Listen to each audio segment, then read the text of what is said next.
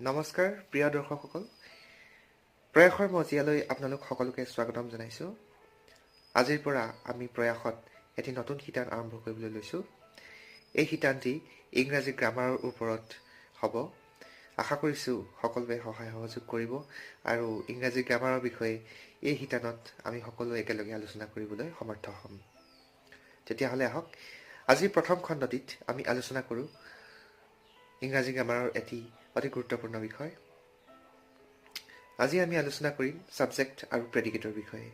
যাক অসমীয়াত কোৱা হয় উদ্দেশ্য আৰু বিধেয় আমি অসমীয়াত বাক্য কাক বোলে হেয়া সকলোৱে জানো ইংৰাজীত যাক কোৱা হয় সেন্টেন্স বুলি আৰু এই সেন্টেন্সৰ দুটা ভাগ থাকে অৰ্থাৎ প্ৰত্যেক সেন্টেন্সৰ দুটা অংশ থাকে এটা অংশ হৈছে সাবজেক্ট আনটো অংশ হৈছে প্ৰেডিকেট এতিয়া প্ৰথমতে হও সাবজেক্ট কি সাবজেক্ট হৈছে যাৰ সম্বন্ধে বা যাক উদ্দেশ্য কৰি কোনো কথা কোৱা হয় তাকে সাবজেক্ট বোলে অৰ্থাৎ এটা বাক্যত বা এটা সেন্টেন্সত যাৰ ওপৰত বাক্যটো বা সেন্টেন্সটো গঠন হয় সেই হৈছে সাবজেক্ট আৰু প্ৰেডিকেট হৈছে সাবজেক্টৰ সম্বন্ধে যি কোৱা হয়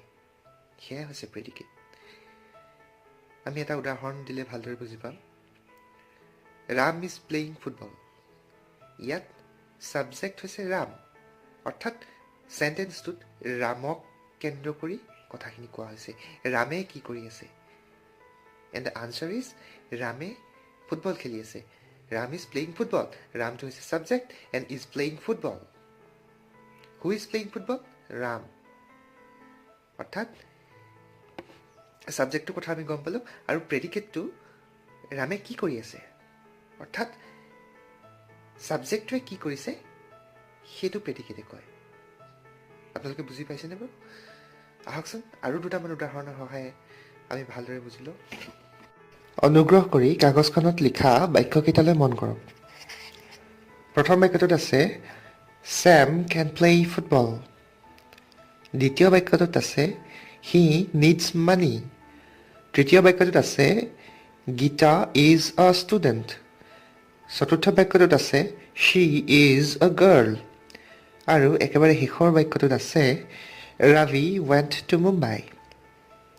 এতিয়া এই বাক্যকেইটাৰ ছাবজেক্ট আৰু প্ৰেডিকেটবিলাক বিচাৰি উলিওৱাৰ আগতে আপোনালোকে অলপ সময় ভিডিঅ'টো পজ কৰক আৰু নিজেই বাছি উলিয়াবলৈ চেষ্টা কৰক এতিয়া আহকচোন আমি উত্তৰবিলাক চাই লওঁ লগতে আপোনালোকে যিদৰে ভাবিছিলে শুদ্ধ হৈছেনে নাই মিলাই লওক প্ৰথম বাক্যটোত সাবজেক্ট হ'ল চেম আৰু প্ৰেডিকেট হ'ল কেন প্লে ফুটবল অৰ্থাৎ বাক্যটো চেমৰ ওপৰত নিৰ্ভৰ কৰি গঠন হৈছে আৰু প্ৰেডিকেটত কি কোৱা হৈছে যে চেমে ফুটবল খেলিব পাৰে অৰ্থাৎ চেমৰ বিষয়ে কিবা এটা কোৱা হৈছে যিটো আমি প্ৰেডিকেট বুলি কওঁ সাবজেক্টটোৰ বিষয়ে প্ৰেডিকেটে সদায় কয় নহয় জানো তেতিয়াহ'লে আহক দ্বিতীয় বাক্যটো চাই লওঁ হি নিডছ মানি ঠিক সেইদৰে ইয়াত সাবজেক্ট হৈছে হি আৰু নিডছ মানি হৈছে প্ৰেডিকেট অৰ্থাৎ সাবজেক্টটো তেওঁৰ ওপৰত বাক্যটো নিৰ্ভৰ কৰিছে অৰ্থাৎ হি আৰু কি হৈছে তেওঁক পইচাৰ প্ৰয়োজন অৰ্থাৎ হি নিডছ মানি সাবজেক্টৰ বিষয়ে কৈছে যে সাবজেক্টক পইচা লাগে মানে তেওঁক পইচা লাগে অৰ্থাৎ হি নিডছ মানি ঠিক আছে এতিয়া 3 নম্বৰটোলৈ আহিছোঁ ইয়াত সাবজেক্ট হৈছে গীতা আৰু প্ৰেডিকেট হৈছে ইজ আ ষ্টুডেণ্ট এইটো নিশ্চয় আপোনালোকে বুজিব পাৰিছে আগৰ কেইটাৰ দৰে সম্পূৰ্ণ একেই তাৰপিছত আছে চিটো হৈছে সাবজেক্ট আৰু ইজ এ গাৰ্লটো হৈছে প্ৰেডিকেট ঠিক একেদৰে আৰু একেবাৰে শেষৰ বাক্যটোত সাবজেক্ট হৈছে ৰাভি আৰু ৱেণ্ট টু মুম্বাই হৈছে প্ৰেডিকেট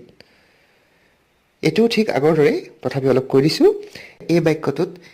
সাবজেক্ট ৰাভিৰ ওপৰত প্ৰেডিকেটে কৈছে যে ৰাভি মুম্বাইলৈ গৈছিল অৰ্থাৎ ৰবিক কেন্দ্ৰ কৰি বাক্যটো গঠন হৈছে সেইটো কাৰণে ৰবি হৈছে সাবজেক্ট আৰু প্ৰেডিকেটে কি কৈছে সাবজেক্টৰ কথা কৈছে অৰ্থাৎ ৰবিৰ কথা কৈছে যে তেওঁ মুম্বাইলৈ গৈছিল আপোনালোকে নিশ্চয় ধৰিব পাৰিছে মই কি ক'ব বিচাৰিছোঁ আৰু মই ভাবিছোঁ যে আপোনালোকে ছাবজেক্ট আৰু প্ৰেডিকেট কাক কয় সেই কথা ইতিমধ্যে বুজি উঠিছে যদি এতিয়াও বুজিবলৈ কিছু বাকী আছে তেতিয়াহ'লে মই দিয়া উদাহৰণকেইটা পুনৰ চাই লওক আৰু বুজিবলৈ চেষ্টা কৰক যদি তেতিয়াও বুজি নাপায় মোক যোগাযোগ কৰিব পাৰে মোলৈ মেছেজ কৰিব পাৰে অথবা কমেণ্ট বক্সত আপোনালোকে সুধিব পাৰে মই নিশ্চয় আপোনালোকক সহায় কৰিম গতিকে ভিডিঅ'টো শেষলৈকে চোৱাৰ বাবে সকলোকে ধন্যবাদ জ্ঞাপন কৰিছোঁ আশা কৰোঁ আপোনালোকে নিশ্চয় ভিডিঅ'টি ভাল পালে যদি ভাল পাইছে তেতিয়াহ'লে লাইক কৰিব কমেণ্ট কৰিব আৰু শ্বেয়াৰ কৰিবলৈ নাপাহৰিব লগতে চেনেলটি যদি এতিয়াও ছাবস্ক্ৰাইব কৰা নাই তেতিয়াহ'লে অতি সোনকালে ছাবস্ক্ৰাইব কৰি ল'ব কিয়নো আমি বহুতো শিতানৰ নতুন নতুন ভিডিঅ' লৈ আপোনালোকৰ মাজলৈ আহি থাকিম প্ৰয়াসৰ এই প্ৰয়াস চলি থাকিব আৰু অনাগত দিনবোৰতো আপোনালোকক নিচেই কাষত পোৱাৰ আশা ৰাখি আজিলৈ আহিছোঁ ধন্যবাদ